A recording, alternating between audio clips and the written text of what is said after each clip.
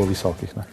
Se pravi, tvoj nauk mladincem bi bil, če hočete biti veliki, si morate to želeti, pa boste zrasli. Ja, mislim, psiha oziroma želja je zelo močno orožje. Tako da tudi pri lastnih željah, če si kaj zelo želiš, potem po vsej verjetnosti boš to tudi dosegel.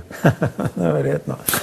No, sicer pa danes se bova bolj o potovanjih pogovarjala, da si pač postal zadnje čase tudi svetovni popotnik, dvakrat sva bila že skupaj, prej sem omenil, da sva bila skupaj v Venezueli, pa tam okrog, letos pa v Mehiki in tam okrog.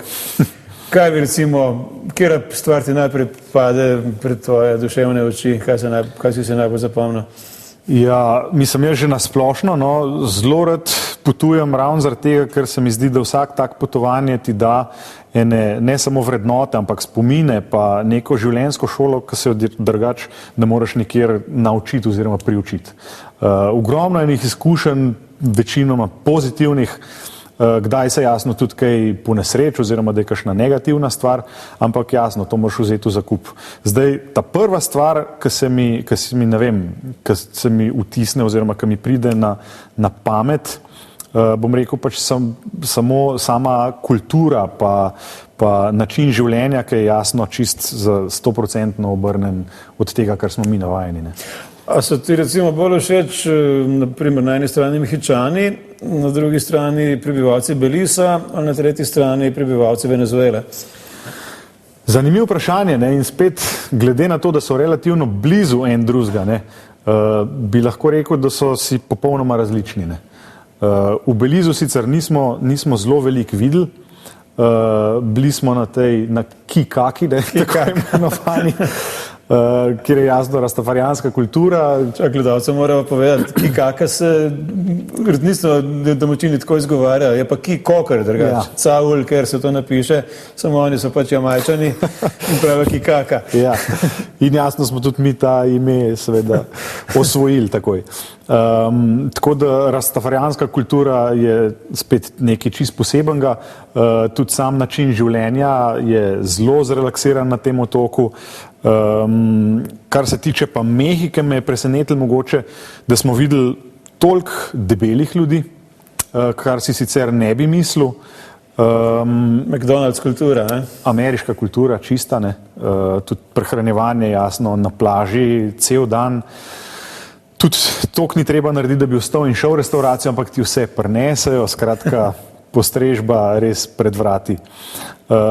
Venezuela, jasno, je pa izredno revna, ne? In me je presenetilo to, da so ljudje taki reveži, da v takih razmerah živijo. Čeprav na drugi strani ogromno denarja zaradi nafte, ne? Nafta ima ogromno zalogo nafte Venezuela in tudi krasne pogoje za turizem, ampak jasno, tam je pač diktatura Huga Chaveza in tako je, da ljudje se na veliko izseljujejo in tam kar trpijo, no. Eno stvar, ki mene presenetila, je to, da povsod vas dan gorijo luči. Ja, v bistvu nerazumljiva stvar, ampak ja, se smo sami videli, da vse oziroma ogromno uličnih svetilk in tako gori noč in dan. Pa recimo prav dosti presenetljivo, ne? Če te peljejo naprimer na izlet nekam z ladjo, ne? Ponovadi te nekam odpeljejo, počakajo, odpeljejo nazaj. Tam je pod benzin zastojen, nekaj centov stane in te odpelje, potem pa vpraša, kdaj pa pridem pote, čeprav je to 1 uro stran. Prav bo šel domov, pa lepo malo žuriral, pa pride potem pote. Ne? Benzin je dejansko zastonj. Takrat smo ugotavljali, da je za eno jabolko, da dobiš, mislim, da 100 litrov benzina, kar je nepredstavljiv. Ne? In jasno smo takoj pomislili, začeli kalkulirati, kaj če bi mi kakšno gajbico ali pa kakšen kontejner jabolk tja izvozili, pa bi nam oni v zameno dali ekvivalenco nafte. Ne?